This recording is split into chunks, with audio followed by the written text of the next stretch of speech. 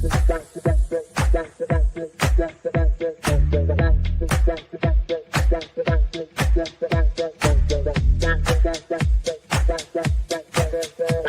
Connections Radio presents. This episode of the PR Connections podcast is brought to you by Classy Communications PR and Advertising. Classy Communications provides public relations and marketing solutions for businesses, professionals, and nonprofit organizations. It can deliver the true meaning of your business with press releases, social media marketing, web development, email marketing, book publishing, and much more. Wherever your potential clients are, they can help you connect with them. Visit classycommunications.net to learn more about their suite of services that can help your business stand out from the rest. Classy Communications is your solution for business success. Hi, everyone, and welcome to Breaking the Silence, Finding the Courage to be Heard, the podcast where we turn quiet fears into confident voices. And I'm your host, Gail Larson. Now, for those of you who may have missed it, in episode 1, we explored why we stay silent. And in the next episode, we challenged the myth of confident speakers. And in episode 3, we learned that our bodies aren't necessarily betraying us when we get afraid of speaking. And in the episode before this one, we talked about finding your voice before finding your words. So today, we are going inward. We're going to explore what happens before we ever speak. So this episode is called The Stories We Tell Ourselves About Speaking. It's all about recognizing those stories and deciding whether, they're still true.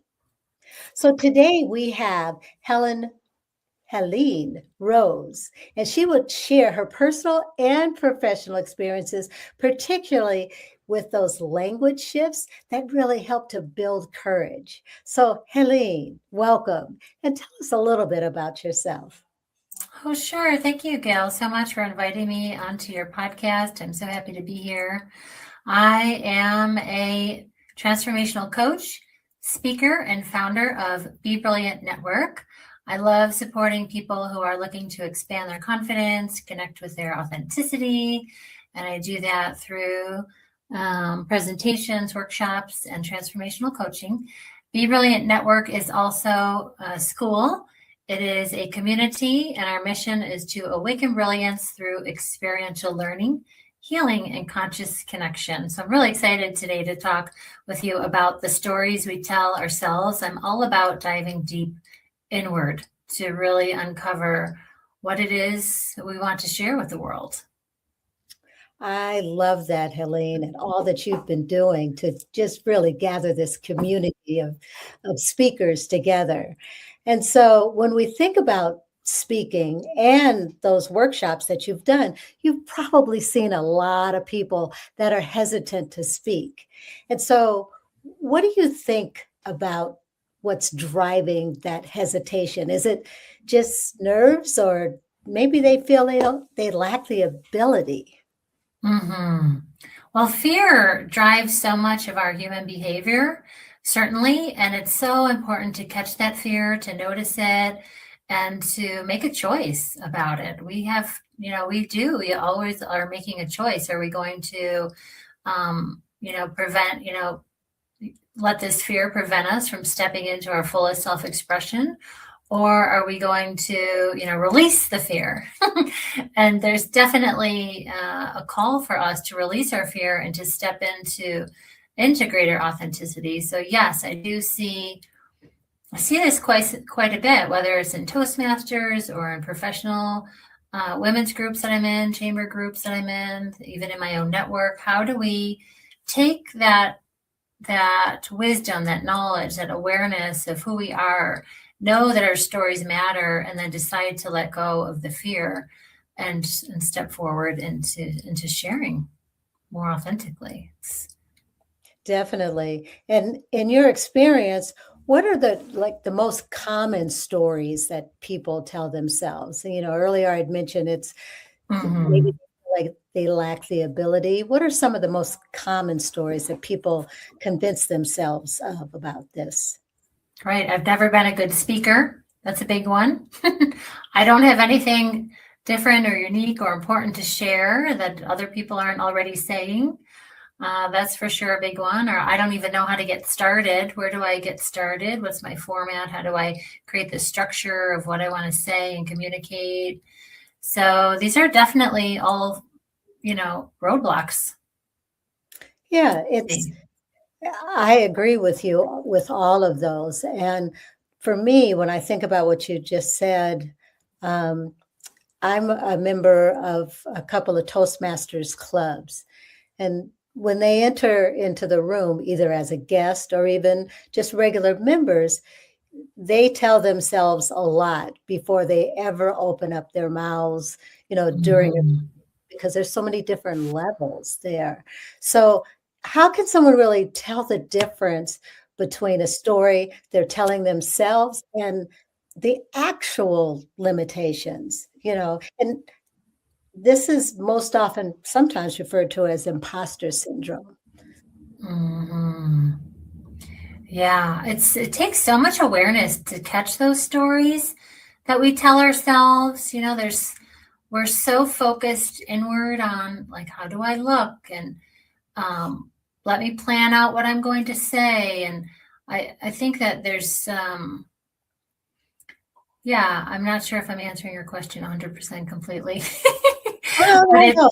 Yeah. that imposter syndrome is there for sure because we watch other people be so successful in sharing their stories, but we don't know how long they've been at it. We don't know how long they've been practicing. It's a skill that we could learn, certainly. And if you believe in growth mindset, Carol Dweck's work, we can learn anything at any time and keep practicing and improving. And, there's no limit to really how prolific we can become in sharing our stories or speaking. We're always improving. Even the master speakers. That's one of the things that I've learned from some of my speaking coaches is that a story is never written; it's rewritten.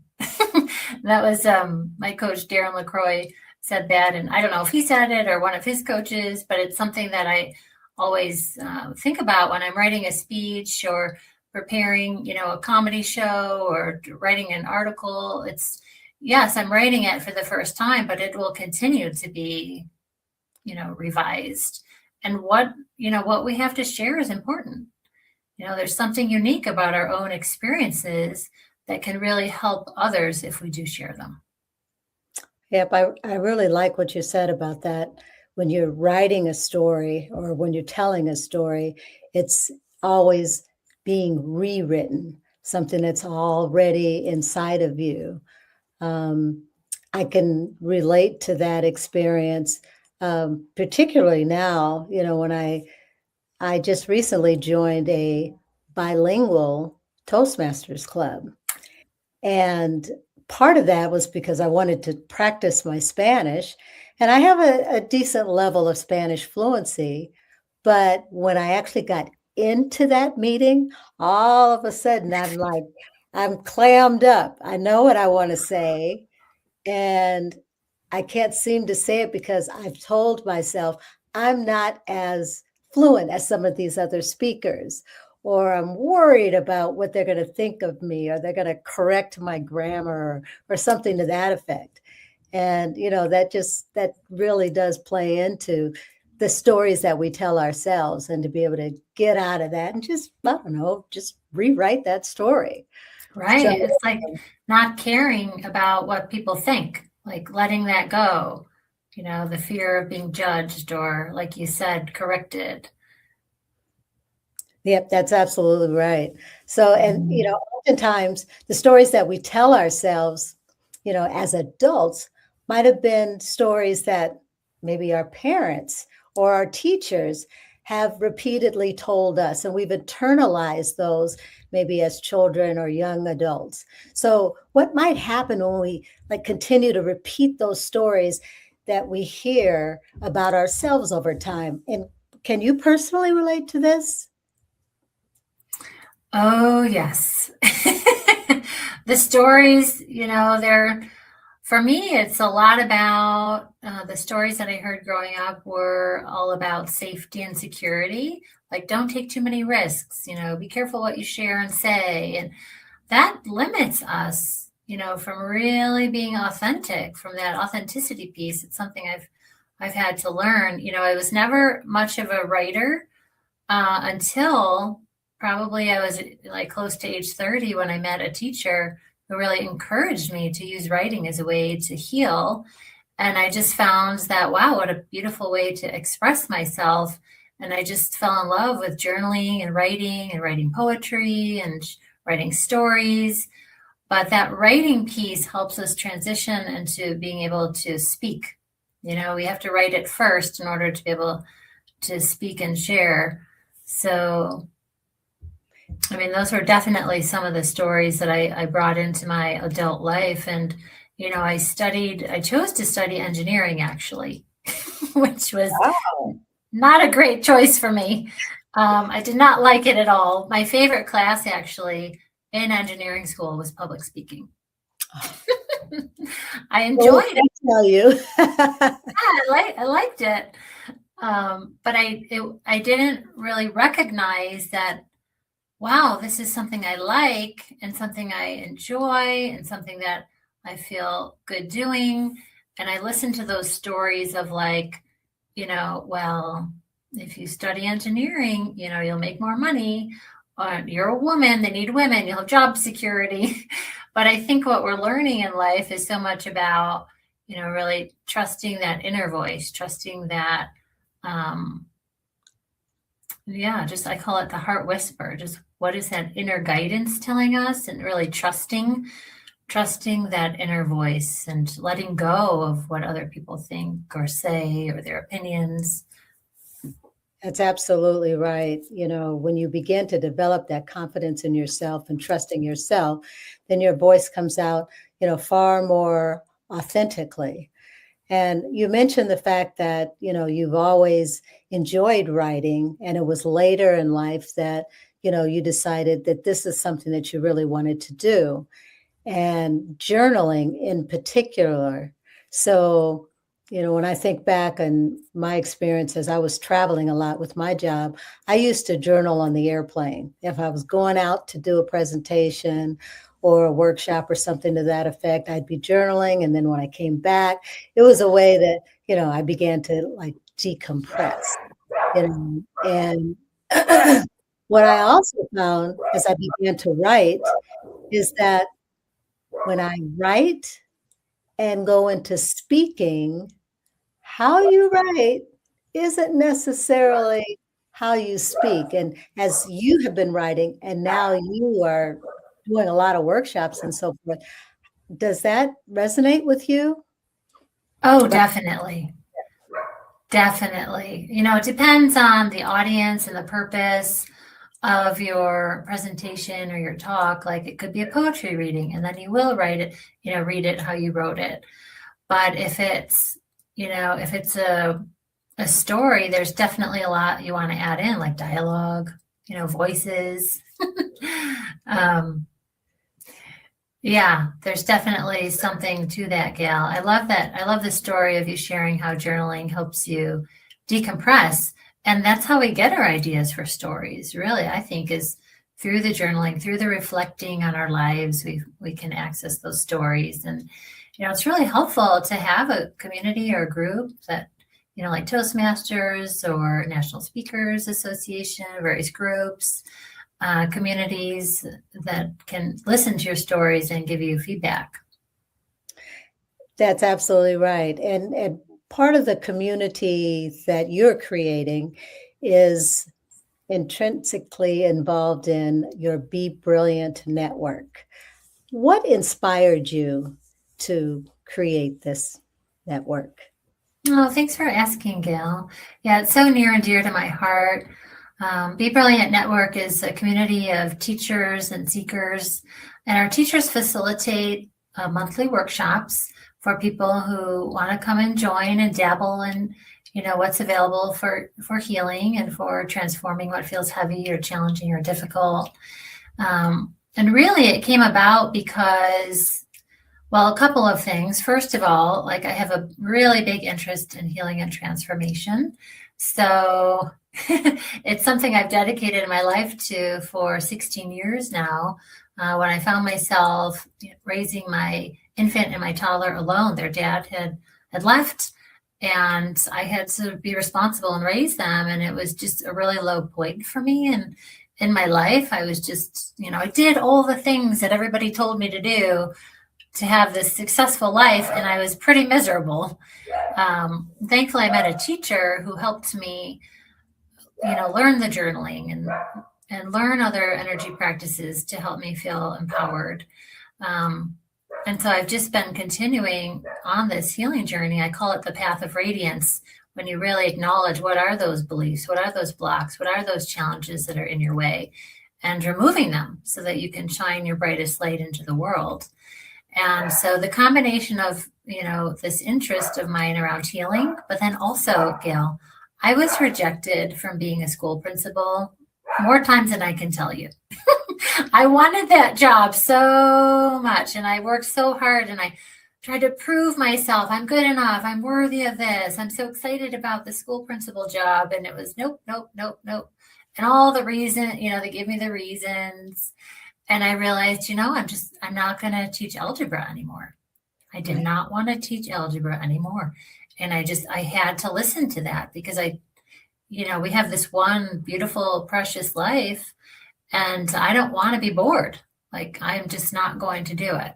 So thankfully, I have some mentors who guided me and helped me into realizing, hey, you can create your life. You can do, the things that you're here to do. And I really discovered my purpose and opened up my own school, which is Be Brilliant Network. So, wow, that's fantastic. And, for our listeners who also think about rejection as something to be sad about, or something, just to hold inside of you as some sort of failure, you've demonstrated that this rejection actually opened you up for like more opportunity that you can ever imagine, and more opportunity to make a real impact, especially with the teachers and other participants that are part of your Be Brilliant network. So I applaud you as far as that, not to just let it linger, but to turn it into something fantastic. Having come from education myself, I wish I had a network, a community like Be Brilliant Network.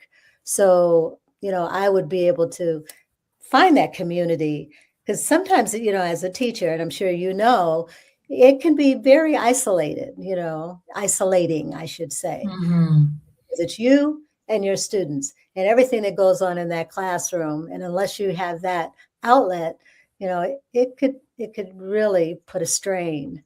So, yeah. So thank you. Thank you for saying that. It definitely feels like a calling, a mission. Just knowing that there's so many people really struggling right now, just going through challenges and, stress. And, we can have a counselor that we meet with or a therapist once a week, but what about all the other days? So it's nice to have a place to go where you can feel that support and receive some practices that are really helpful. So thank you for saying that. Oh, that it's incredible. And I'm hoping that, for our listeners out there, they have an opportunity to reach out to you as well, to explore more about the Be Brilliant network, your school that you developed, that, is just being so successful right now. So I know just in our earlier conversations that we had, you had talked about something that just struck me about comedy and spirituality. You've experienced try to replace negative with just, the kumbaya positive affirmation. It doesn't necessarily always work. So tell me more about the comedy and spirituality. Oh, sure. Yeah, thanks for asking. Well, I did become a minister recently through the University of Metaphysics. I have a really strong interest in spirituality and metaphysics. And I also discovered my interest in comedy just kind of by chance, I want to say. There was a little ad up on Facebook that said, "Are you comedy curious?" And I thought, sure, we can always, incorporate some funny things into our talks or workshops. And sure, if it said, "Do you want to be a comedian?" I would have said, no, no, no, no.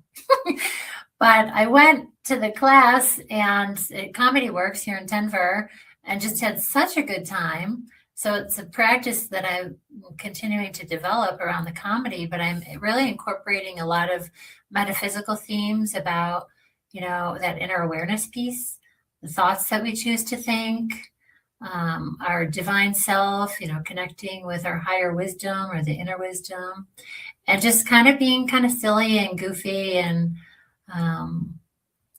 very adult themed comedy. My show is called The Enlightened Hot Mess. Oh, goodness. I love that. Yeah. So it's like I'm taking what was really difficult in my life, the challenges of full-time single parenting, of working in jobs and positions that I didn't love, like just the struggles of this human life and midlife and, the midlife mayhem, the chaos of life, the transitions that we go through, and trying to see the positive in it and just helping people realize that, yeah, you can go through your mess. You can go through it and come out stronger. So it's meant to be an inspirational piece, but also connect, in a funny or humorous way. I love that perspective. And, we haven't talked about this, but I see that comedy and spirituality targeting a particular niche. And that would be, at least for me and my experience, the middle school and more the high school youth. And the reason why I'm saying this is because at that age, they begin to question a lot, especially in terms of their spirituality. What should they believe in? Are they influenced more by their friends or their peers? And maybe if they are actually going to church or, whatever the community is that addresses spirituality, that it's sometimes more not uplifting and fun, but just, the rules of the game, not like, well, commandments and all of that, but, what you should and should not do, a very serious thing. But with comedy and spirituality, and the topics that you address, maybe there's some topics that, that you could speak in some of these communities that would really draw them in. I hadn't thought about that, Gail. That's a very good idea. I'd have to become a very clean comic.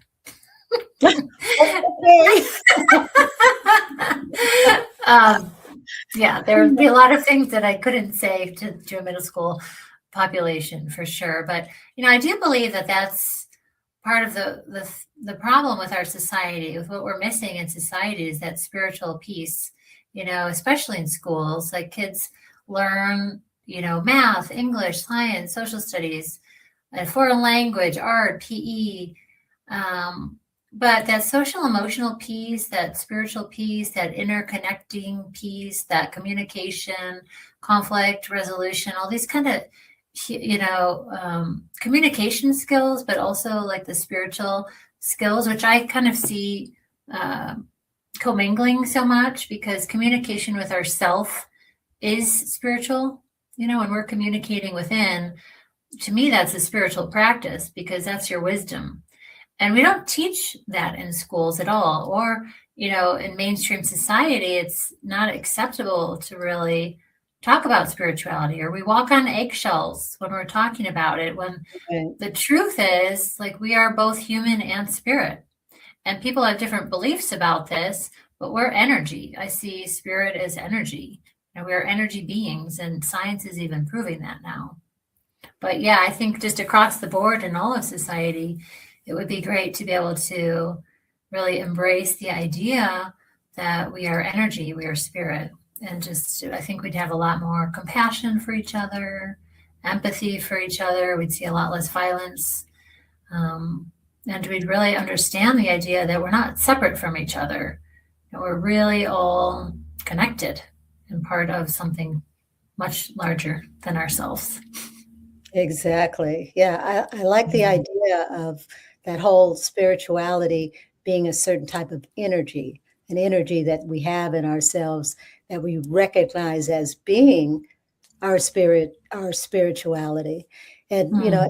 tying this with our theme today, the stories that we tell ourselves, a lot of times we tell ourselves things, you know, based upon what we see in the mirror, Mm. tell ourselves stories about what other people say about us rather than to connect to that inner spirituality, Mhm. that inner energy as Yeah. well. So, Or um, what we think we want people, what we think people want to hear from us. That's a big one too, that I've yeah. definitely lived by for a lot of my life. What do people want to hear from me? I'll tell them whatever they want to hear. But, it doesn't work so well. So you're right. You're right. And, sometimes we're so focused on the outcome that we forget about the journey, Mm. between, we're just thinking what's going to happen, you know. That's such a good point. Yes. Yeah. The stories that we tell ourselves are definitely something to be very aware of, but it's not always easy to hear that or know that. So it takes some practice for sure. And I know that a lot of what you do has to do with change and transformation. And in speaking with you earlier, you had shared some stories. Well, one, of course, about making the decision to move away from teaching algebra and to move away from engineering, and so you could focus more on your writing and so forth. So, are there some key, I don't know, tips or advice that you could give our listeners relative to dealing with change and Mm. evolution? Hmm. I know you Yeah. teach so much, but to come up with a couple of points that Yeah. might. Yeah. I think part of being human is knowing that we're always wanting something new and different in our lives, and knowing ourselves as creators. We can follow, the rules of the universe that tell us how to create our lives. And we don't know these rules. They're not taught to us. I do teach it in Be Brilliant Network and at HeleneRose.com. But the first thing is really, to decide what you want. That's the first step, is make a decision about what you want in your life. And that comes from our feelings, it comes from our sensations, from our emotions, from our inspired thoughts. Make a decision about what you want in your life. If something's not working, make a decision about it, you know? And then the second part of that is align with that wisdom from within, align with your higher self, align with your energy, your spirituality. I like to call it the heart of all that is. Just align with the energy of the universe and make a commitment. I made a commitment to myself to show up in the world authentically, to do my coaching work, to speak, to run the network. And there are some sacrifices that I have to make, certainly in my life. I've had to make some lifestyle choices. So I kind of like to teach those three steps: decide, align, commit. And it's a practice for sure. It's not like one day it's just turned on. It's a continuous practice that I engage in and teach others how to do as well. Wow, I like that. Decide, align, commit. Hmm. And we have so many of our listeners, I'm sure, and I know that I have friends and family right now who are making key decisions that's going to change, that's going to transform their lives. And to have Hmm. something consistently they could fall back on, decide, align, commit, really can help that journey instead of focusing on, oh no, if I do this, what's going to happen? So I love that. And Right. Right. Because that what's going to happen is the fear talking. It's the yes. worry piece. So you just make a decision, align, commit, and just see what unfolds. Be open to all the possibilities. Be open. That is absolutely right, because you just never know what the unknown could bring. So thank you so much, Helene, for being part of this program today. I myself have learned so much, and I plan on using that decide, align, commit as I move forward in this week of the decisions that I have to make. So is there anything else that you'd like to leave us with today? Thank you for asking. Well, I so appreciate being here and chatting with you. It's such a lovely conversation. And I would leave us with this idea that, we're not meant to settle. We're meant to shine. We're not meant to dim our light or fit in. We're meant to shine, to stand out. And brilliance is our birthright. So we can continue to look inward, to listen inward, to pay attention to ourselves, and really pay attention to those thoughts that we're thinking, the stories that we're telling ourselves, and choose to really live our lives as conscious creators. That is absolutely profound, Helene. So thank you so much. And to our listeners, this is Breaking the Silence, Finding the Courage to be Heard. And until next time, listen to the story, then decide what comes next. So with that, I bid you farewell. Bye. Thanks, Gail. PR Connections Radio thanks you for watching this podcast. Check out more episodes of this show and our others at prconnectionsradio.com.